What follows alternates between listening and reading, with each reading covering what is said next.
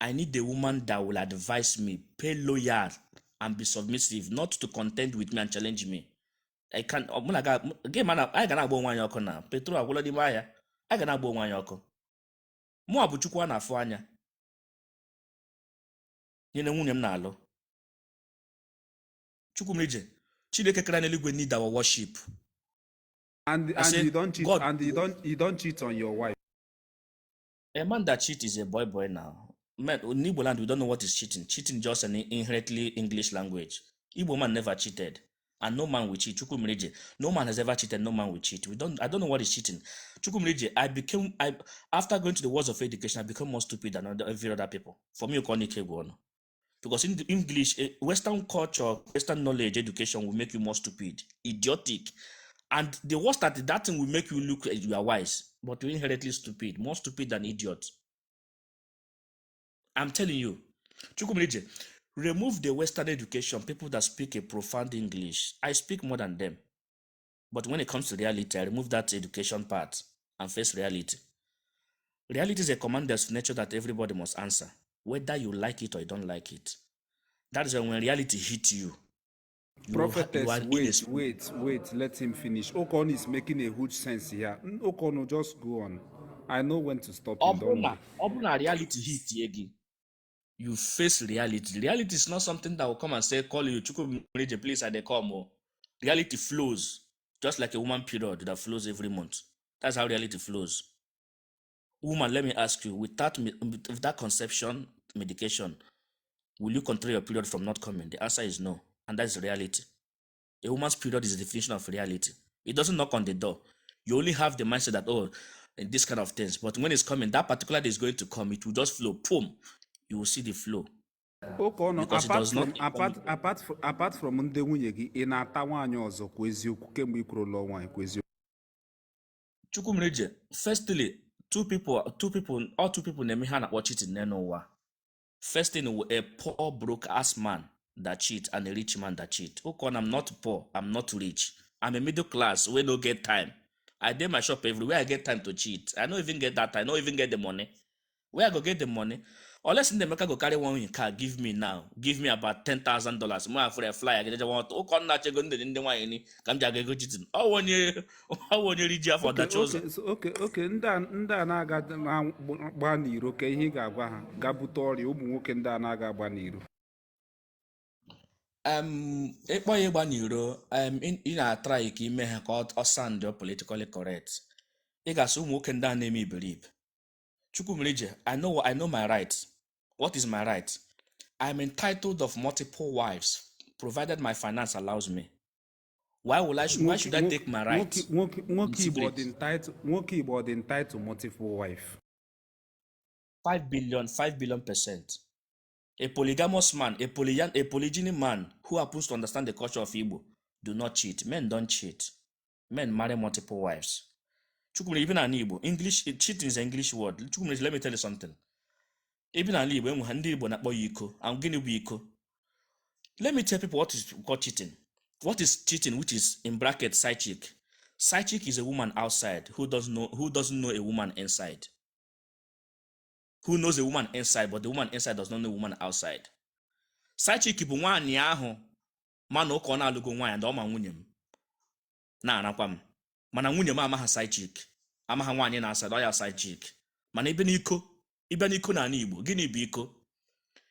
Iko bụ na ụmụ nwaanyị niile ndị ahịa na-ara macha onwe fa. For example, ị gaa na village unu mgbe unu na-aga ahịa, mma gị gasị gị Chijioke, Nnaemeka, Wisdom, biko gaa na ihe ha gotere m, gaa na nke nwaanyị a na-eghe akara nọ ebe a na-egbu anụ. Nwaanyị ahụ wụ iko nna gị, ọ wụ iko nna gị. Ha abụọ ma onwe fa, ihe ahụ abụrụ cheating. Cheating is when the opposite, two of them don't know each other. Ọ ya ka na-akpọ cheating. What you do in physicality is not cheating. Chukwumrije, mbịa kịta na bi were ego na akpa gị taa, mfọ gị kịta nara gị 20 naira nọ gị n'ime akpa gị kịta physically. Ọ wụrụ oshi ka m zụrụ, ọ wụ theft. Ịnọdụ m were ya, ọ bụrụ cheating, zuru m ohi. Mana nga zuru ya n'azụ gị kịta, ọ go oshi without agwa gị ma gafụ mgbe m were ya. But iko ahụ ị na-ekwu, ọ dịka iwe onye you are from Ọkaigwe. Ọ dịka ndị Ọkaigwe na-eme dị iko na some part. My place m shi anya iko, anything we iko kwa cheating o. Side Igbo m shi mpakwa ukwu nwe nwaanyị ọzọ ọ ga-ezo ezo eme ya ndị ọ ma na ọ dịghị mma. Ọ dị ka ndị saịdị unu na-eme iko ụka ọnụ. ọ bụrụ ịma na Igbo na-asụ n'onu n'onu nke anyị ha na-akpọ ya mgbe Chukwumerije onye na-ezo ezo mgbe a na-ara nwaanyị ọ bụzi iko ka ọ bụ ihe unu na-akpọzi cheating. Chukwumerije ọ mmadụ iwere ihe Chukwumerije, how can I steal something that belongs to me? Chukwumerije, can I steal something that belongs to me? The answer is no. What am I trying to say? Multiple wives is entitlement nature has given to me, provided ụkọnụ ga-enye nwa ha nni. If I can take good care of them, Chukwumerije, let me tell you something, no woman will say no to me. That belongs to me. The answer is no. Unless when you are poor and broke as man, woman can actually say no to you. Chukwumerije, if Ned come out and audition for 500 women, including everybody they hating Okono here, if Okono happens to tell one of my sisters if they are single, please go and get a form. God might bless you. But you know why? Ned Nwoke is capable of taking care of them. If I'm capable of taking care of women, if I'm capable of Chukwumerije, if I have the capacity of taking care of women, women will come. Chukwumerije, all of them will come minus none. You know why, Chukwumerije? Women attract good things. The best way to get more wives is to take care of your wife. Chukwumerije, if my woman now put I normally tell people, if they won't put kita and when you know why? When they see my wives, how they are balling, how good they look, they will say, wow, Okon, that is Okon have the capacity. But when you get put kita now 1 naira, when you get change the kewagodo, oneshi kapo. Women will hate. In fact, Chukwumerije, women goes for a man that every woman wants. Women go for a man that every woman wants. And men go for a woman every man rejects. The opposite, inherently opposite. One wisdom like I cannot go for that woman. Mana one kita na otam no kita na mu ko nike gwono. Take care of my wife. Chukwumerije, if I buy a very beautiful Benz for my wives right now, and they come out, they ball out in the street, I put it to you. Her friends, no wine about, they will envy her. They will say, I beg, make I go follow Okono. I won't become Okono's wife. Ima why? They know say money day. Money day, I'm more introduce then ka prophetess titono. Okay. So him na chekwara ndị mmadụ onwe ndị na-aza ndị ọdịnaka. Ana m aza ndị ọdịnaka, mụ abụ onye ọdịnamụ. Enwere m ego ka nna Emeka, mana enwere m ezigbote amụ. And amara nwaanyị na-ata ya ọfụma. Ama enye nwaanyị aza ndị ọdịnaka. Ihe okwugo, ihe ụnụ ọma dịkwara ihe okwugo. Ụka na ị ga-akwụsị this introduction na. Eche na isi na-egba n'iro ndị ịlụgo nwaanyị. Ka ihe ị na-ekwu ị ga ọkụ ụmụ nwaanyị lewe gị anya ka gị. Chukwumerije, if isi nwa ya melewe m anya, ụta nọgide kịta abụgodi m nwoke, marketing strategy. Ọ na-ere ahịa. ndị bachi dat na ọwụ onye ji igu ka ewu na-eso. As a man, why m na-aga apịacha ngwa ahịa m? Edingo onye nwaanyị ga-ajụ. Abụghị onye nwaanyị ga-ajụ. Chukwumerije, ile m anya na ezu m ka eme, amara m mma, amenye nwaanyị nri, enwere m shop, agụ amangụ nwaanyị, m ga-echenji nwaanyị ọgọdọ, m ga-anakwa nwaanyị ezigbote ọtọ, minye financial and social organization, nke ihe ọ ga-eji wee jụ m. Edingo onye nwaanyị ga-ajụ. Ọ bụ nwoke na-amụrụ onwe ka nwaanyị ga-ajụ. Ọnụ nsogbu adịrị.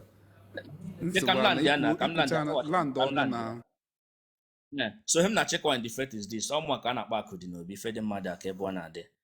Nwata a na-ya ezo na-akọnsida. Anya mmiri na-agba ndị iro, maka onwe ndị kpọrọ m asị, anya mmiri na-agbafa. Anya mmiri na-agba ndị iro. Ude eji eke ego. Pọmpụ na-agbara ụmụ nwaanyị. Igu ụmụ nwaanyị na-eso. By default, mụ abụ aka na-enye surname. Nye gị surname, Chukwu agọzigo gị. If you no one collect my surname, another man nye gị ya, but you go still come back to Okono. Maka na mụ abụ onye ọdịnamụ. Ihe ọ bụla ị chọrọ n'aka nwoke Okono nwere ya. At this point, whether you like me or don't like me, I still remain undisputed Maazị Okono. Okono ike gwụ ọnụ, okwu nke asa ekwula ekwu, nke mere jụọ oyi. Aka na-enye surname, nwamkpi na-agbara ọra, o ji amụ eji ego nke izizi n'ala Imo State, and I mute my mic. Prophetess Mahmood ka ikwu okwu.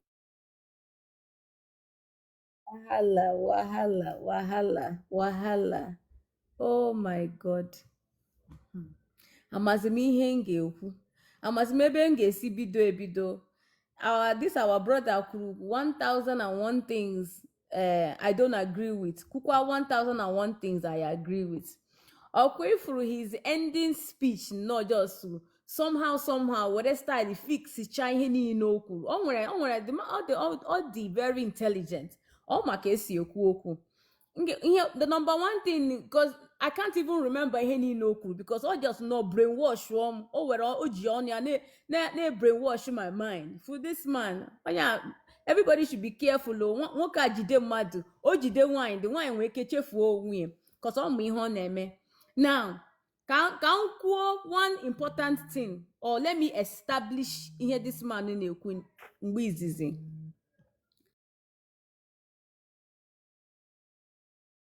I sure means that the call.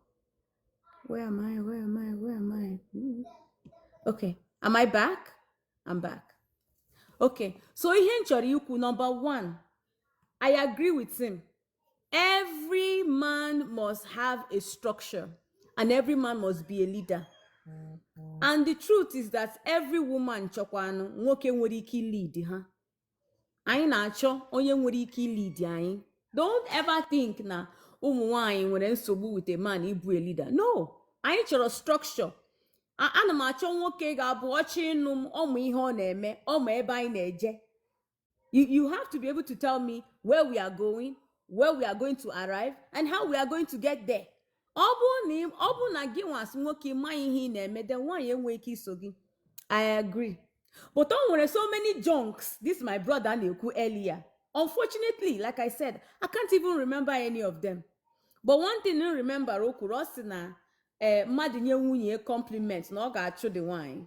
Nna m, ọkwa insecurity ka a na-akpọkwa nke ahụ. Insecurity, ezigbote insecurity ka iji. Because any man dị secured ma onwe, yes. Isi na ị na-ara nwaanyị ọtụ, ị ga-eme nke a, ị bụ financial nke anụnwa rakwa, So ọ bụ na ị ma that ị na-take care of your woman and ị dịkwa secured in yourself. Also kwa the whole world ha nye compliment, gịnị gbasara gị? It's not a big deal. And ọ bụ na ndị mmadụ ada afụ ihe iji, then onwe ihe iji, you're not holding anything. It's impossible for you to have a gold, ijide gold n'aka nwanyị ga-afụ ya. See, except me chọọ trash. So ọ bụ na trash ka ị na-achọ na nwanyị, congratulations, jee buru trash. Onwekwa onye ga-enye compliment, na onwekwa onye ga-afụ ya. But ọ bụ na ezigbote nwanyị ka iji, ndị mmadụ bata, ha ga-asị gị, hey, nna, your wife can cook, oh. Nna, your wife dịkwa very respectful, oh. Nna, your wife makwara mma, ha ga-enye compliment. And isi na ị ga-achụ that woman because of that, then gị nwa the insecure, you need to work on yourself. You have a lot of work to do on yourself. So praise your wogi is one thing, and being secured and knowing who you are is another thing. Honestly, I must say, I really appreciate you actually as a man, because you could a lot of things a lot of things. As a matter of fact, full package, because like you are very, very easy to deal with. Ezioku, because ọ bụ na nwoke ma his responsibilities, marry who need did mere wine. Wine you submit here under that man, the man will be very easy to deal with. So what the onye ọbụla ma ihe a supposed to ime. But o nwere a lot of things you kwuru mgbe ị na-ekwu okwu isi na awam, ị na-ekwu the thing ọ na-enye m headache, na-enye m migraine. But unfortunately, I can't really remember it. But just remember another thing, thank God. It's in wine, you got borrow your wife, jet to your mother for what is it? What did you call it? Apprenticeship. Zero. So if in borrow your wife, can your mother kuziere what? Can your mother kuziere exactly what? How to love you or how to submit under them? Oh, Giwa, that kuzidi your wife ihe chokobo. Oh, Giwa, you should be man enough to marry a woman, then lead her kuziedi ihe cho, kuziedi ka choko your home di. For example, my husband na di agwam na ya choko ụmụ ya, ọ chọrọ a peaceful home. My husband gwa m ihe ọ chọ. Until today, that formula dị n'isi. I follow that formula, and I'm as far as na made that team, my husband got happy. But ọ bụrụ na m ji ebiri with my husband's mother, ọ bịa na-akụziri m ihe a na-eme na 1933, do you think it's going to work in this America? Ka ihe your mother nwere ike ịkụziri your wife ị na-anụ abroad? Ka ihe o nwere ike ịkụziri? Absolutely nothing. Because ihe niile ọ ga-akụziri your wife be abroad is not going to work for you. So ọ gịnwa, you are going to be the one to teach that woman ihe niile ịchọ ka ọ mara. And ọ bụrụ na ị dị human enough na ị na-achọ your mother ka ọ bịa rụọ ọrụ gị ọrụ ị supposed ịrụ, then again, the man needs work and the man is not ready to get married. So a lot of things you could, I don't agree with it. But one thing for sure is that I believe in submission. I believe a woman should submit, and I believe that nwoke ga lead. Nwoke ga lead. Ụmụ nwoke need this step up. And when so many useless, let me not say useless. And when so many ụmụ nwoke out there, ha ma ihe a na-eme. Ha ma ihe a na-eme. Ị bịa kpọrọ nwaanyị tie n'ime ụlọ gị, and then you ga-akwụ ya, there's no structure, there's no leadership. Then obviously na gị nwa dey lead as a man, then the woman will decide to lead. Abịazie na-akpọ the woman disrespectful. No, sir, you are not leading. So more like Ikwagi a lot. This is a full package. It the 100% complete. It so many angles. You touched everywhere. He thought hey, except our other brothers no nera here. So maybe not here ko nere. Imandi nera here. I get present here called the perfect. So again, you presented it and it worked. For me, I believe in marriage. I believe in submission. I believe in leadership for a man. So thank you. But a lot of things you could make your sense. So I'm done. Okay. Nsobano, wisdom. Let's hear from you. Me go down mood. So.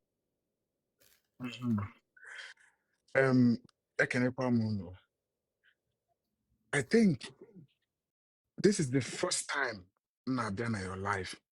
And to be honest, or the first time I've been on any social media platform live in my life. As a matter of fact, TikTok and everything I've got recently can be done in me. Not because I'm somebody not like her, but because I like to take my time before I do things, and it works for me that way. I'm fortunate enough to have been on your life with that woman, Ugomma Bata, Bidiku Ihoniku.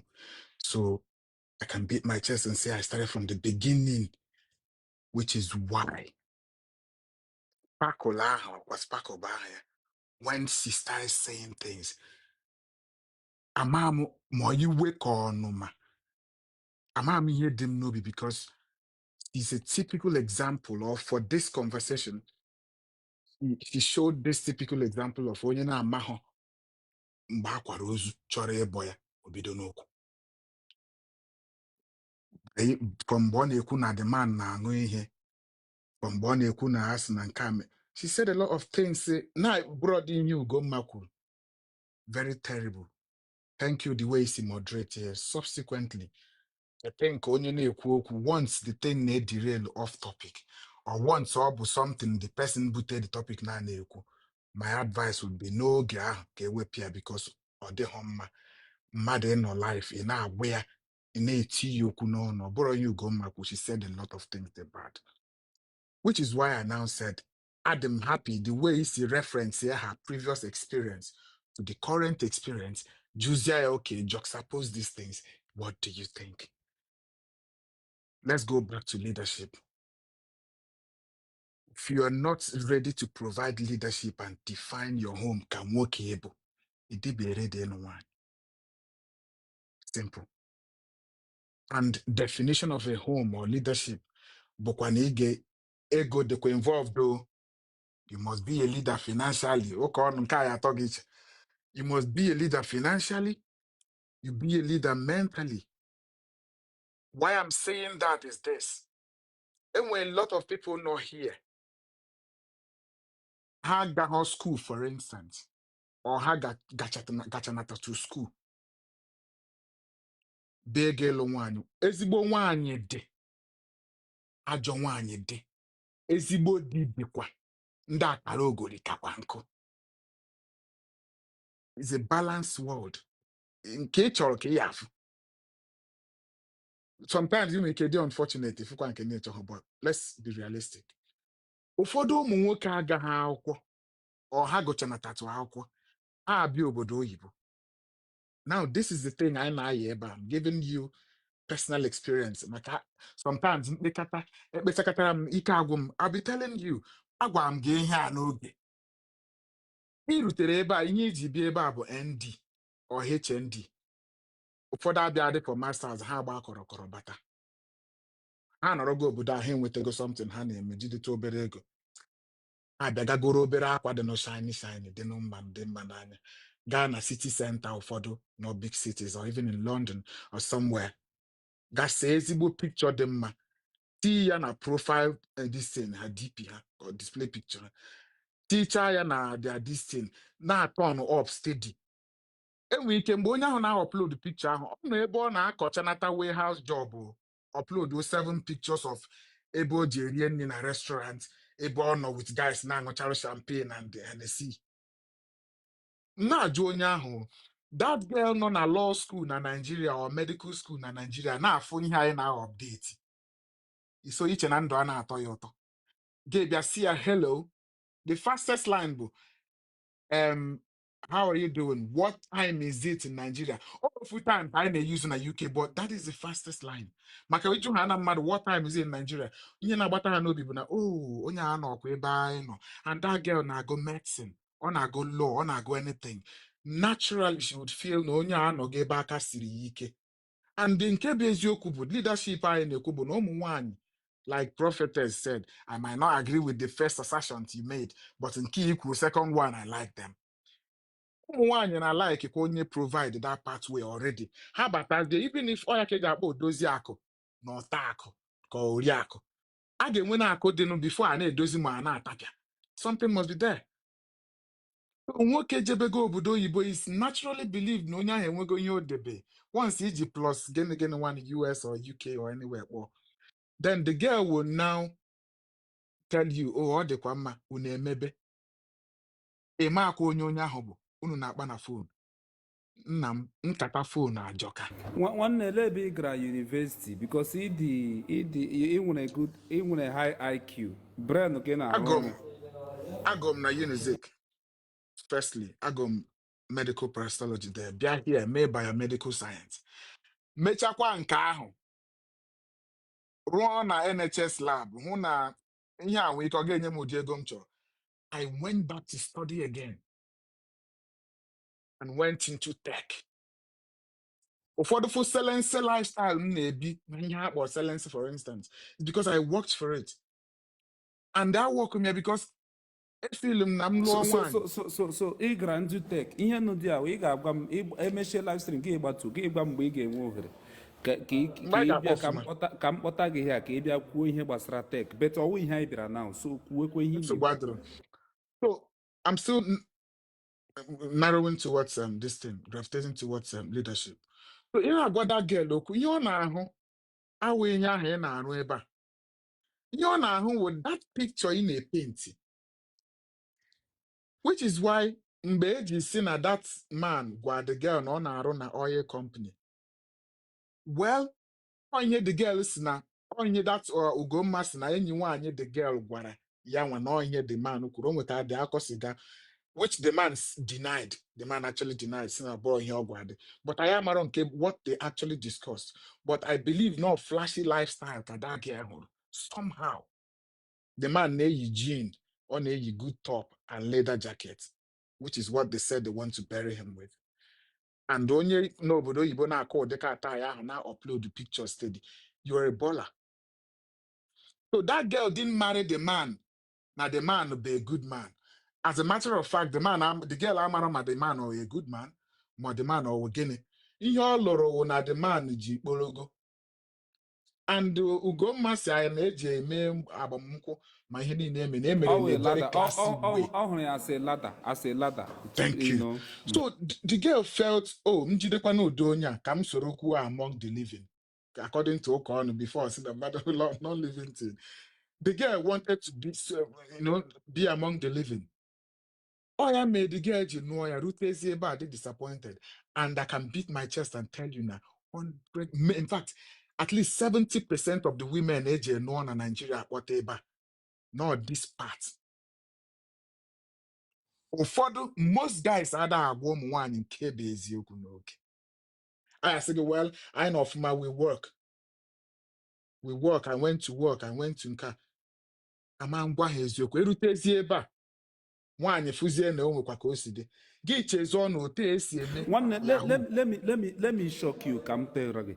Ị ma na onye na-receive 2,000 pounds ya nwee ga-alụta nwaanyị na-receive 400,000 naira na be anyị, ọ dị risky.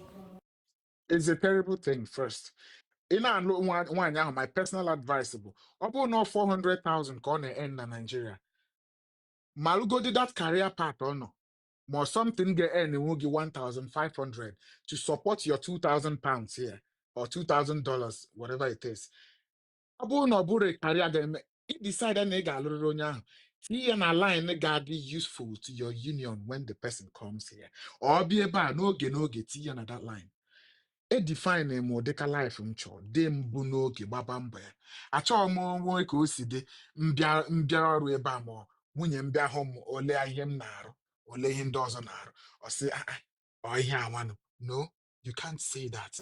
Oh, okay, ụfọdụ ụmụ nwaanyị dị like that. Ha bịarute ha wee di ha hụ na di ha nwe onye ọrụ mgbuka, di ha na-eme ihe mgbuka na-arụ ọrụ lakpudo, ha hapụghị so onye ọzọ. Yes. Otu esi nwe Yahoo boys na-spend ego anyhow na Nigeria everywhere. Enwekwa ya n'obodo oyibo now. Enwe guys so ega club, for instance, ega Manchester or London now, ha na-apịa bottles. And digi na-arụ nights every day, 6 days a week. And gụnwa we onye digi bata Nigeria go ọ na-akpọga eje apịa bottle na club steady. Ọ batazi obodo oyibo buru ọrụ 6 days na-arụ. Ọ tụrụ gasị. That's on one part. Now, that woman be a terrible person. Nwaanyị chọrọ ịnọ na di wee lụta ya. Nwaanyị odozi akụ ahụ na wee lụta ya. Ọ bịa lee anya nye ọ gasị bụ ịtụkwa anụmasị o ọkwa n'okota, but ihe m bịara ịlụ bụ gụnwa abịaghị m elu ego gị. Ihe ga-eme bụ ka ihe chọ ka m rụọ. But Ugomma sị na asị the woman rụọ ọrụ ọjụ asị ya mee nka ọjụ. I listened keenly. And I'm by 10 normally I like go, but this story touched me. Makana no physical ones here where my friends will come or different people like that. I'm saying from people from the Igbo community. I said Neko City. I say Hakai. Oh, do quick and I'll take one mad. Ine ya ni remangwa. But mwanya wape yenine ayanea. Which is why I think Onworonye Georgia, and she was even crying. It goes not the thing with there. And a lot of men not in agony.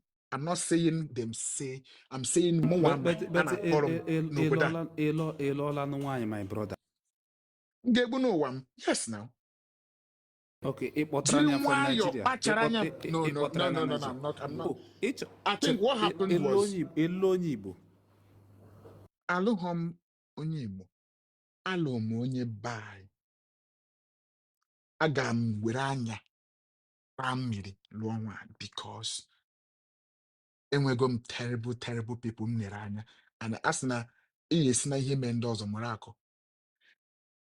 Mgbe m nọ ihe aka nwunye m ne mgbe nurse na Nigeria nyere ya aka kpọta ya ebe. But I can tell you by then mụnwa na-ene ya anya na-ene nwunye m anya anyị na-ene onwe anyị anya.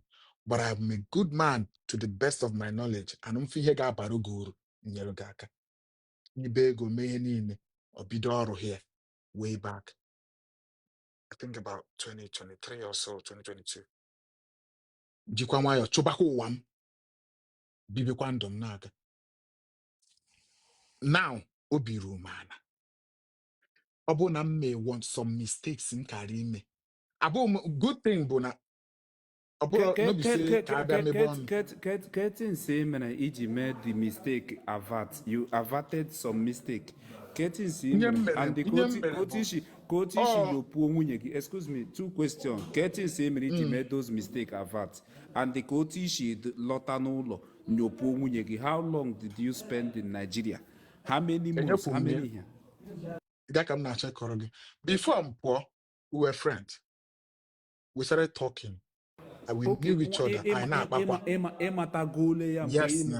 my family. the time itiri eti sef but ịmata bụ onye yes, ya that but time. the whole thing abụrụ nka na-eme na-achọgodo ndụ m. Yes, nka na-achọgodo ndụ nke m. Anọkwa m ọfụma na Naija si ka m pụta ebe a. I was deputy area manager West. Mgbe pụta ebe a na one pharmaceutical company then, mpụta ebe a ụwa tụọ m n'ọnụ, nkụwa ndụ m. Yes, n'obodo oyibo ndị bido n'isi nkụwa ma warehouse. Onwe a na m atụ eme ihe ime ya, kụọ ma warehouse, rụba ọrụ care, rụba ihe niile. But ama m ebe m na-aga.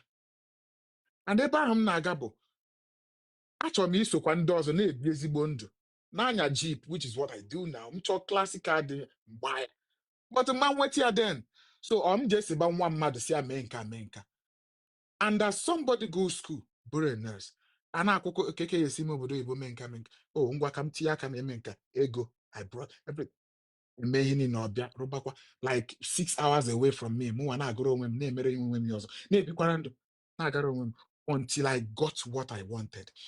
Enwere a lot of people, even mgbe anyị gụrụ school, ma mgbe ndị ọzọ na-ekwe ede enye m ihe a bụ like mgbe mmadụ bido fụbazie nke bụ ego a na-emezi I love you. I love you gbuo oge a because ama m ihe m na-ege, ama m ndị ga-apịawa m azụ. ịbịabịa enwere ụmụ nwaanyị ndị after stand tụrụ as a man ha emewere gị I love you. Yes, which is what I tell every man. Many of them anụcha na FYP ndị na-eme I love you ha nụrụ na na-eyegharị ka oke na-eyegharị. I tell every man. My younger brother m na-akpọta ya I will not call their name. Ihe m na-asị ya bụ ihe ọbụla ga-eme ka ị deceive onwe gị, ị hapụ ịchụba gbaba mbọ kpata ego as a man, pigbuo that thing n'oge. Best thing bụ find your feet, then provide that leadership for that woman ị chọrọ ịlụ, then near that pathway. Trust me, nwaanyị igosi na ibe man, you define that part and everything very well. Unless ma onye ara, she will follow. Especially ihe a na-eme gbara. Okay, I'll give you an instance. Eba, enwere one guy anyị na-abịa enyi. Ọ na-akwado ịgalụ nwaanyị. Onye na-agụkọ school, just like the experience m nwecha. Mgbe ha nọ school, the girl anakwa ekwenye ọnụ. The girl na-asị abeg. The girl na-eme big girl. Ya nwa na-eme nke this girl adịwakwa wachapụtagokwa. O mere I love you nka je nụọ the girl bata. 4 months, ha nọzikwa together. These are the things. Jide nwaanyị na-provide leadership. As ya pịawa ya azụ like this. Ozugbo anyị ma n'obodo a bụ nwaanyị pịawa nwoke azụ, enyegodo nwaanyị akwụkwọ, some of them. Which is what Ugoma said that time. Nwaanyị pịawa nwoke azụ a na-anapụ nwaanyị akwụkwọ, a na-enye ya akwụkwọ. Nwaanyị define ya the reason why o ji pịawa gị azụ. Ọ chọọ your site ya domestic violence. Chineke bara ekwensu n'elu mpịawa azụ ọ pịawara gị obodo a compensate kwa ya. Because I am a many investigation now, I made a few things. See, anyway, a lot of things to it, but to stay on the matter. That means otu and with all these things na ị na-etake precaution. Otu a gị na onye be gị nọ na take go precaution. That means ị na-egbuzi nkwụcha, ị na-anọ n'ụjọ, and otu m chile gị na iwe very faithful man. So asị gị enweghị na ịdị faithful since ị kwuru lụọ marriage. Ga-ama m na ị ga-ekwu eziokwu because nwunye gị nwere ike ji fake account. Some of them na-azacha Musa. Mmepe live stream enwere ndị na-azacha Musa. Ihe achọ ụmụ nwaanyị ha na-azacha Chinedu. Enwere nke zaga Chinedu. Eji m ụjọ to okorobịa. And that's why m ji kwado elu nwaanyị saa anya mmiri. You can't deceive me. You know what I mean? Ihe iji saa anya mmiri wu ka ịlụta nke ahụ wụ na ịgbagodi n'iro ya agbaghara gị, ịgbagodi mba ya agbaghara gị, ọ ya wụ iji hụ ụjọ to okorobịa. Ka m lụta nke ahụ bụ na that support system dị stronger than super glue. But ihe m chụrụ nke iji ụjọ ahụ eji m ụjọ one bit. Ega m esi gị nwoke ọbụla na-akwado ịlụ nwaanyị lụọ nwaanyị hụrụ ya n'anya. Ese m hapụ that question ka ọwụ njụọ the question because ịzabe the question. Question gị bụ ma faithfulness ma ọ dị nke a ma ọ dị ha ekwe. ọwụ ebe nwunye gị gị nwa ka m na-ekwu kemgbe ikwuru orugo 3 years ịlụ. No, already 1 year, that's the point. But even at Okay, that means say the faithful. Mgbe o ruru 3 years ma jụọ gị this question na-achọ ịjụ gị na. Chukwu mere ji o ruo 10 years jụọ m ya. Bọs m na ebe akụ hustle m define go my part. So prophetess na-ekwu the thing, also define the part. I can't say iwe ka ịtachara na iri even with okpu.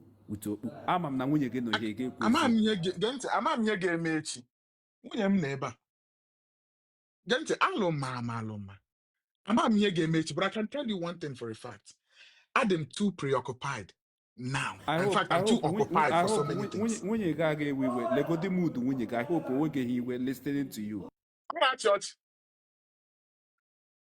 See, I'm happy. In my MDD happy. I'm happy now. Ebem lo one. And nwunye m edebe m define our family m.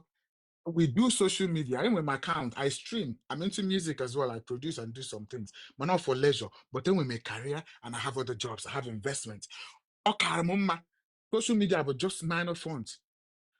I have 100 Gabiana Nanya. Oh, onye nke address. Yeah, that's Ugomma mgbe na-ekwu okwu. I want to make sure we are on the topic. Na-ekwu okwu ndị worry, ndị nke asekwa ya na enyi ha nwaanyị bụ nka. I don't control my wife, but my wife man dog eme enyi.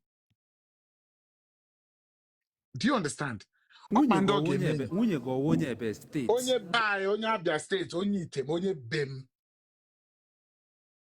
But then, ka m jisi gị, iche nụ nwaanyị ada na-anụ ihe ọ ga-enye gị one.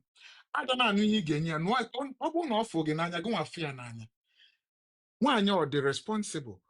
My brother, my uncle ji 3 master's degrees and 2 BScs, I think. Or somebody na model my life after academically. Am I asked him one time, when Bobby and Wayne Subu, Munya na arụ ọrụ, ha nọ Nigeria. Do you know, even for me, that experience kademnisi, for 7 good years, my uncle na agba moto, but he was jobless. So you na akọcharable, o nwere some boys nọgasị ma ndị n'obodo enwewe shop, ọ na-aga agbachara something, nwunye ya na-arụ ọrụ, nwunye ya kpuchie ya, nwaanyị that can keep a home front. So ụfọdụ ụmụ nwoke ahụ nwoke bịa here praise nwunye ya iwe wewe some young guys. Ka ihe ga-agwa those guys. Well, ụfọdụ dịkwa ka mụ, to be fair, ya bụ my Adam mụ ada ekwudo okwu marriage si marriage asị m n'iru. Ịchọ ito nwunye gị, aga m abụ onye ga-abịapụta efu video m anywhere. M ga-abịa say my wife this, my wife that. We don't do it. In fact, as a matter of fact, many people are makwana m nọrọ nwaanyị. But if nwunye m mee ihe dị mma, m ga-agwa ya na o mee ihe dị mma. And I am proud. Mgbe somebody pụta somewhere jụọ m nwunye gị ọ bụ ezigbo mmadụ, m ga-asị gị na ezigbo mmadụ. As far as I know till now, I'm happy. Ama m ihe ga-eme echi, but to tell you, I'm sure na I would have made the better choice than what I have now. Ma ọ bụrụ na m lụrụ ndị imirikiti imi ahụ bịa later na-asị m, oh, let's do this, let's do that. I am not sure. So I am proud of who she is now, what she does now, and how she's been. What I'm just saying, that man, nwunye m na-arụ ọrụ, ana m arụ ọrụ. At the end of the month, I'm a what goes where. And mkwado na m na-abata bongo. Either may one investment or the other. For instance, I'm somebody na-etigasị aka n'ụfọdụ ihe. I'm happy na m nwee support system. And I appreciate that support system for nke ọ na-eme o. Maka echi asị na eto dike na nke o mere. O mekwa ọzọ. Enwe ndị nwunye ha bụ ezigbo mmadụ. Mana ha pụta na iru ọrụ ha na-akpọrị nwunye ha. Asị na ha emere nke a. In fact, enwe ndị ọha ji ebe babes nọ. Ha edina ya na ha anụbe nwaanyị. These are terrible things. But it's true. So onye mee nke dị mma, ụta Nnemeka dị now. Or Nnemeka kpọọ m echi jomo. Nna, ime nke I wouldn't lie to him. Bisit aha anyị na-ekwu. M ga-agwụ ya eziokwu. Erukwa echi. Nke ọ bụla like ikwu. But onye na-alụ nwaanyị bottom this thing to round off bụ onye na-alụ nwaanyị. Ị na-alụ nwaanyị. Just lụọ ọ bụrụ na ọ bụrụ na ị chọrọ ịlụ for love, let's say na ị chọrọ iso line ụka ọnụ ị chọghị ịlụ for love, lụọ for responsibility, lụọ for faithfulness, lụọ for somebody that will be a good support system, lụọ for somebody ga-ama si oke di m daa ka m nyetụ aka kwaliteti ya ọbụgodo one hand. Agakwala ga lụọ na ọ maka agala were all your feelings na ị na-aga ịlụ nwaanyị. Some of us love kwanụ before onwe ihe anyị ụfọdụ ụmụ nwoke na-eme but ịsa anya mmiri lụọ ezigbo nwaanyị ọ barụ gị uru. Nwaanyị abụrụ ihe anyị ga na-akpa no. Nwaanyị kwesịrị ibe a system that supports men, a build with a strong family. And alụkwala onye go na ya ga na-akpọrị onwe unu. This other man mecha ọpụgo. Ọ sị nwaanyị ọbụla ị ga-alụ test kwanụ mara ka ọ na-adị ọ dị temperamental. Ndị ọcha na one guy I just seminar one time say, when you are angry, what do you do? Do you throw things? Ị na-ajụ nwaanyị, iwe wee nwunye gị ọ na-ama gị ụra. Enwere nwoke ọ bụghị niile ka anyị na-ekwunyere ọgbọ gị ntị. Enwere somebody mma nwunye ya na-ama ụra ma o wee iwe ma ihe ọ sị, she's just showing how angry she is. No. Okay, enwere nwoke nwunye ya na-amati ntị n'obodo a. I say that's just her way. Onye Igbo. I say that's just her way of expressing her anger. Masị okay. Ote nọ na ihe ahụ the worst thing nwunye ya na-eme ka m jụọ gị ajọ anakwa m apịa mmadụ nọmba.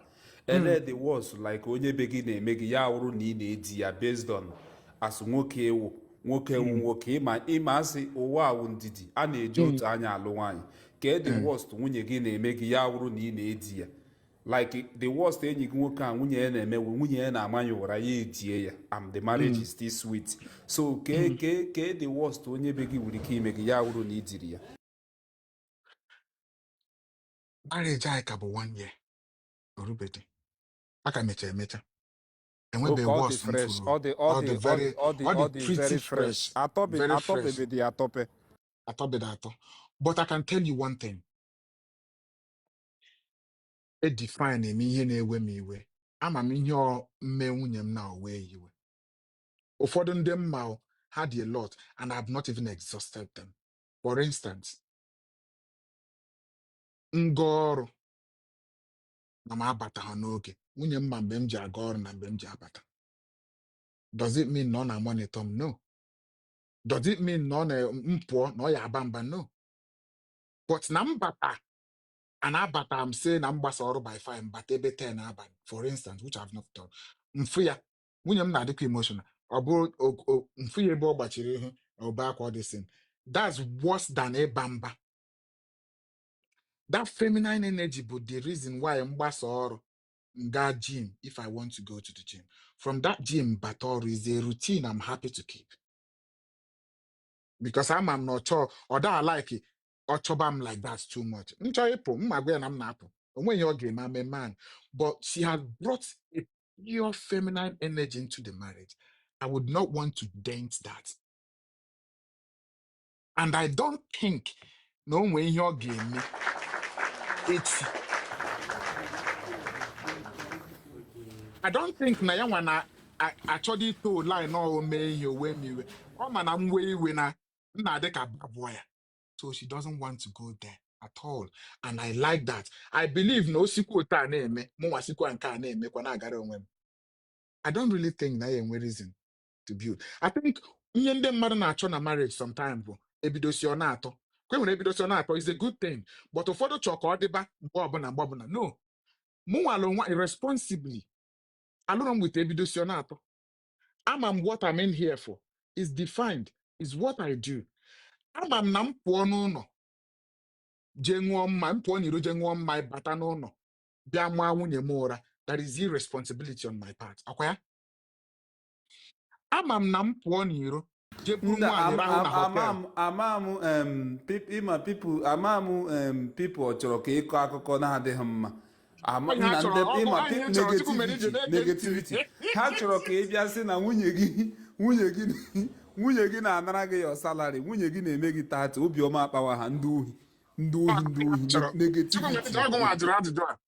But eziokwu ịpụọ n'iro jee buru asa lọọjị na hotel ịma many guys na-aga ịrụ night n'obodo a na-aga isi na ha na-aga ịrụ night ha nọ with nwaanyị Zimbabwe ma Uganda ma Nigeria ma nka ha nọ different women's place ịma a lot of people na-eme ya but enwe ndị na-abata but to be fair some men na-asị ha na-aga ọrụ gaga sokwuru nwaanyị Uganda aṅụọgodi ha ezigbo amụ isi ajọ I don't specific but yes people na-eme ya ama na mgbe ị nọ n'ụwa ị na-alụbe nwaanyị imegodila ya once but ị ga-ekpe duto ihe a social media don't worry ama m na ị ga-ekpe kwuwe mere ije mmee ya m ga-agwa gị onwe onye na-enye ibi ya nri dị m happy like I say dị m happy na m zụrụ onwe m zuo onwe m abụ m ahụ m enwe m time ịbịa pretend wara gị ihe ahụ m eme ha like isi nri mgbe m dị n'ikorobịa a na-esi pieces ị na-esi pieces dịka momizini achịgbugo onwe ya mana ị ga-ekpe ana m esi and you know one thing abataghị m ka m nọ nwaanyị bịa chenjizie si o sigbuo onwe gị na nri no m nwere ike ịbata now bụ na o nwere ihe na-adịrọ ka ihe dịgasị anya I keep them in order ọma mgbu m because mgbe m bi sọ m bikwa na a reasonable house and I was living alone in a big house I did those things. People now abata in marriage with a lot of expectation with a lot of it's supposed to be honey all through no mgbe m kwado ịnụ nwaanyị I just kept quiet mechie ọnụ m just nụọ nwaanyị mgbachi nkịtị and I've never been happier with any decision because this contribution nna m keki sifia nne m keki sifia nwanne m keki sifia is a terrible thing. So to stay on this topic nwoke a anwụgo bụ na ọnwụgo we pray ka mkpụrụ obi ya na ndokwa but nke bụ eziokwu bụ ma ndị ahụ atụrụ ego nye nka a sọpọtụkwa m the other man si were na ego anyị nwaanyị ahụ ma emecha expenses sinye ya to end the whole conversation sinye ya and then let her go and live life. I just pity the children the woman ga-esezụ ha because adịm sure na onye kara obi mee di ota ga-azụ nwa ụmụazị ahụ unless ma ụmụazị ahụ abụghị a product of the husband because ịkpọ ihe a ịkpọ ekwensu asị ị ga-akpọkwa ịkpọ ihe aka ọrụ ekwensu asị ị ga-akpọkwa ekwensu asị unless ma the woman the children abụrụ a product of the man ọma nyekwa ha ezigbo ọzụzụ ịghọtago and anyị nwa bụ ụmụ nwoke a na-ekpekpe ịchọ ịlụ nwaanyị wepụ your feelings throw them away ma onye fụ n'anya yes okay onye fụ n'anya yes but please marry for your own future and look after yourself. Thank you very much. Thank you so much. Oga Nnemeka megodiri ha announce ha ga follow m na Instagram the same name biko. Imecha announce then ka Brown Vibe kutu oburu okwu. Nwanne thank you. Wisdom inwe ohere gị gwa m so that ka ị bịa kwugodi ihe tech a mana ọwụ today. Mr. Nnemeka go ahead. Biko follow ndị nye game gift. Follow my top gifters please. Mr. Nnemeka go ahead. Na-ekele onye ọbụla nọ nga especially ụka ọ na-ama m ihe m mere gị n'ụwa but m ga-eme gị ihe ọjọọ very soon ọ na ha eru I'm counting it for you biko ọkwa oziọma ihe nji bịa here I love what everybody said but ọ sị onyekụla ama mmiri ya agba ọfụfụ ị ghọtara ọ na-adị mkpa ịhụnanya nọ nga kemgbe na-ama anọ here like this I'm learning a lot yeah ma ya nọrọ dawa oyibo ma nọrọ nga ahụ ọ nọ gbasara lee biko nụ anyị emetụla na YouTube anyị anyụọ na mamịrị ebe ahụ deti na-agbawala ọfụfụ a kwesịkwa na ịga round ị na-arụ ụlọ ị ga na-eme one foundation ọgbasa foundation obizozi erụgo ụlọ biko anyị nọ na-ekwu sị anyị nwere Instagram ọkwa the same name ọkwa ofodos ọkwa the same people 25 follower ihe m nwere ndị a 25 ị ga-epesi da Ọgachukwu mere ije here etigo m ihe 25 follower biko ihe o nwere ihe mmadụ ga-ahụ like this ọ dị very very disgraceful ịghọtara ka anyị nyere onwe anyị aka ọ dị very very important ma mgbe ọbụla anyị nọ hịa ma ewere gift nye Ọgachukwu mere ije amụtala m one thing na amaro before akwụọla m ụgwọ ihe ahụ m matara so that ọ ga-anọ in me. So many people are watching ihe na-eme here, but it's very, very important you listen very, very attentively. Don't put sentiments. biko that Instagram page now ebidogola agwala m ya paste ya here. We need to grow that page too. I mechaa ọkwa onye nkụzi kụziche ịlaa ya eje gwarịa ha ọ kụziri gị ụka ọnụ gara school ọ ma ihe m na-ekwu ọkwa asala ekremia o biko ọ dị very very important that Instagram na ka ọ I na-efolo build kwule my old one biko ifolo ya nwekwa onye izuge place that new one here, just copy that 25 new for one this name 25 biko follower ya ebubu ibu.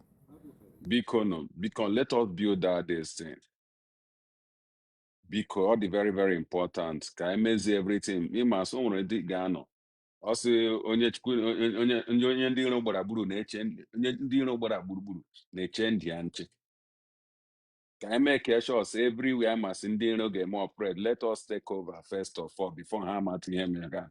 Ọ wụtụ a wise person na-eme. Say the best way to defend is to attack. Ka ha mmadụ ọzọ were hapụkwa iwere ahịa waje mepee this thing people follow ya. It's better we start in now. Biko nụ na-arịọ na asa normal arịrịọ na-arị every day. Ị ghọtara ndị niile nọ here they are so smart, they are gifted. Ikwucha okwu ikwu okwu na-arazi m ahụ ka m gatazie ebe a ọ ebe mmazi ụka ọnụ wee enwere ihe ihuru m pestịrị n'ihu skrin enwere ihe ihuru n'ihu skrin m ya epestịrị m ahụ nothing is showing. Why na? Biko nụ ka I follow on this Instagram the same name I'm sorry. Biko nụ anybody have gone to that page should just indicate biko ịma onye ụkọchukwu preacher preachiche ya kpọọ ọta akọ ọkwa ha n'ọta akọ ndị mmadụ apụta ahụgo m ya yes chukwu mere ijem biko nụ nna arịọ nụ with due respect to everybody here biko ọ ga-adị mkpa ka anyị hepụkwa n'onwe anyị ihe awụ ihe anyị ọ bụrụ ka onye ọzọ please if you have followed the page indicate ihe m na-eme my own preaching o mmeche preaching ga-akpọ ọta akọ ndị mmadụ apụta gaa marasa Chineke kpọrọ gị unu marasị ihe awa akara aka kem. Please you guys should answer me, say followed or you say yes. Biko nụ o nwere ndị nwere shop here na-eri ezigbo ego enwere m shop thank God so nọ n'ụlọ today ka m na-echekwa ya akara aka kem makwara mma biko so everybody should follow that page biko nụ biko very very important. Okay. Biko, thank you very much. I will talk again later. Thank you for your massive support. No problem. Bram Vibe enwere ihe ka ekwu ụka ọnụ ị ga-agba break o chejigo ụka ọnụ chijie like this ị ga na-ada okwu so hapụ Gen Z gears ka ha kwuo okwu ụka ọnụ ime n'okenye so chijie n'abalị ị ga na-ada okwu. Bram Vibe, let's hear from you please quickly. Okay, so can just go straight to the point because okwu a anyị na-ekwu ebe a na maka this our brother na pass go on okwu marriage ihe anyị kwesịrị ịma bụ na onweghị onye n'ụwa na-aga ịlụ di ọ na-aga ịlụ nwaanyị kpachara anya lụọ onye ga send him or her to early grave. Onwekwana onye na-aga ịlụ mmadụ ya ọ bụrụ n'obi na ọ na-aga imegide onye ọ chọrọ ịlụ. Everybody wants good. Everybody nwere good plan for themselves. But onwe ihe a na-akpọ unforeseen occurrence. Onwe ihe a na-asị life happens to people and those people he deserve ihe mere ha most of them. Ka m tikwa ya like that because ụka ọnụ si onwe ike ọ bụrụkwa na ọkama na the woman will kama the man anyway, you understand. So onye ọbụla chọrọ ikwu ihe m chọrọ ikwu bụ onye ọbụla chọrọ ikwu okwu marriage onye ọbụla ekwula ya because kwuo ya as if na ọka amacha ihe onye mere marriage ya ji guzoro, onye mere marriage ya dị special, onye mere marriage ya dị na work, onye mere marriage ya dị ụtọ, onye marriage ya ga last for 50 decades. Mba, onwe ha na-akpọ grace, undeserved kindness, God's mercy and blessing and God's direction. Ana emechie ya okwu na aka Chukwu nọ na your family. Owu akama ama ihe, owu akama awa anya, owu maka achara m anya lụọ onye m lụrụ, ọ na-emechiri m anya chuzuo, ọ na-agakwara maka ndị na-agakwa lesson or probation, ndị pasịrị ndị na-apasị, ndị a na-edile ebe a na-edile aha go and learn about marriage, ndị gara marriage counseling a na-egwodo. Onwe ndị na-egwodocha, onwe nke bịa meet m na ọ na-eme marriage counseling, kwugide kwuche ọrụ kwasị isi nso mechara marriage counseling ya na di ya agbake ọkwa ndị na-enye marriage counseling.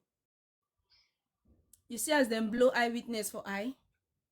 Onye na-eme marriage counseling mechaa m marriage counseling 6 months, nke m ka nọkwa na-eshake, but nke ya wụ na alakelewu na alakela divorce straight.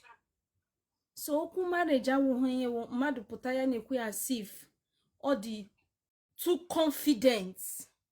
No, onye nke ya na-atọ just baa n'ime ụlọ na just be praising God and be thanking God. Yes, because you just very fortunate. Me, I'm telling you the fact. Okay, now I na-ekwu now. Unfortunately, this our brother now. I'm on your, but that's not one nearby, so he's my brother. And he lose go ya. I'll call marriage. So many men like that. Oh, kwa so sondo. Oh, so sondo. Imana so many men lose all their source of livelihood, their self-esteem. Some men are dealer suicidal. Some men today, they are just existing, they are not living. Marriage pushed her to that state. Marriage pushed her to that state. Some men are just existing, they are not living. You know the difference of existing and living, right? Some men are just existing, they are not living. Because some of them, because of marriage. When he married, nana he mad. But when they would today, haputa, hasigi na mobile marriage na hamahoko wahagaride. Na marriage zoro handle. Marriage mira ha wuri ihe awu. Marriage mira ha hoto onwe ha. So owo okora gi just bewere chukwu. Owo okoro gi bewere chukwu obu akamama ihe. Onwere so many women that have lost their lives maka okwu marriage. Akwanke eliri na Anambra ko ebe last month ko last 2 months die gbara ọkụ. Ke ndị mmadụ si ono na-eti ije die egbuola m, ije die egbuola m. Eliela ya. Ụmụaka ya nọ na-agagharị. Ekwueme akwadeda dị ka pụtara na social media. Achọrọ imepe GoFundMe na ụmụaka ya. Ọlago mmụọ. Elekwa nke mere na VDM, page VDM. That woman ka nọ na page VDM die ji aka kugbo ya with afọ ime ọ dị nwaanyị anwụọ hapụ ụmụaka atọ, obere ụmụaka atọ. Ọ nọ na page VDM. Common nigga see the people when the woman na sorry o kana abadi ihe ọka ga-eme the family ọka na abagodi mba ebe ọ kụrụ nwaanyị with afọ ime elie nwaanyị with ọbịa adị. Nwaanyị nọ n'ụlọ ọgwụ kubie ọbịa ahụ ọ maghị ebe liri nwaanyị ọ kụgburu with aka ya. Ifugo arịrị ụmụ nwaanyị na ụmụ nwoke na-eri na marriage. So onye chọrọ ikwu okwu marriage, onye chọrọ ilu ya okpewere chi ya. Ya okpewere chi ya. Ụdara gị cha gị ra. A lot of people, this man now, onwe ike buru like this, or asikwa na obo onwe ike, but the way the woman she treats the man, or asina the man, asina mmadụ na afụ echi, or carry choose this woman. You know it. Or carry choose ya. But life has happened to him. Life has happened to him. Or what he's making. And especially, I want na abago la marriage apota. Before I abadi, I fugo experience. I would tell you in all sincerity. If you go na put na social media, bia korogika, their own marriage did they perfect. Dimu with my crown. And let don't explain or talk about a pain you have not experienced. Let me just tell people the truth. Ekwulokwu ihe na-edibe. Because ọ bịara gị. Marriage wu ya wu mberegede nyiri dike. Ọ ya marriage. Afugom a man. Oh, 30 years. Almost 40 years old man lụchara wine. Na gwagwalada Abuja. Tụwa nwaanyị ime. Gaa ihe abata. nwaanyị ya gwa ya n'abalị na ọ gara ụlọ ọgwụ na dọkịta si ya na ọ dịgo ime. Ịma ihe this man mere? Ọ ga-agwagwalada express ga baa luxurious bus, night bus lawa village. Ka ihe ọ lara village gị ime? Ọ ga-ahụ mpa ya si mpa ya na nwaanyị ya dị ime. Ka ihe ọ ga-eme? Nwoke nwaanyị ya dị ime, nwaanyị achọwa di ya, ọ mahụ na di ya nọ n'ụzọ n'ala village ka ọ ga jụọ mpa ya na nwaanyị ya dị ime. Ele ihe ọ ga-eme? So men na digodi confused. A lot of things happen all by choice. Marriage onyiri dike. I'm telling you the fact. So onye pụta na social media ebe a na-ekwu nke ya atọgbu. Lekwa ka ngwa gị eziokwu, ndị marriage ha na-atọ ụta na ha pụta na social media bịa na-akọ ya. I can beat my. You know, I know 500 and something people. At least I can wait to go to 20 people. 20 people, their marriage na toto very well. Most of them are gonna happen. I'm telling you the facts. I am telling you the facts. I know them before my lord. I know them no boom why. I have sit with married kutu nke ga-hapụ ndị ọzọ onye ọbụla ma otu ka ya shato ga-ekwu nke. You're derailing from the matter. Stay on the topic. Wisdom,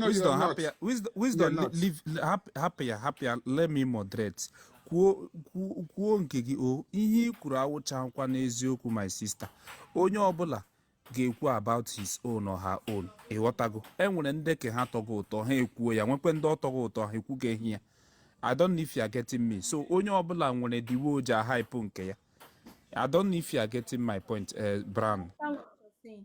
I'm not saying like Otamiri mentioned now 9,500 and something people. I see him na everybody. That's not true. But I'm saying because I don't know, but I've been opportune to stay among a lot of married women, gathered experience and stories told. Ụmụ nwanyị iwu ha ịba n'ụlọ ha, most of them ọwụ ha niile. Ụmụ nwanyị iwu that is ha na di ha ihe na see some people two backhand on haba.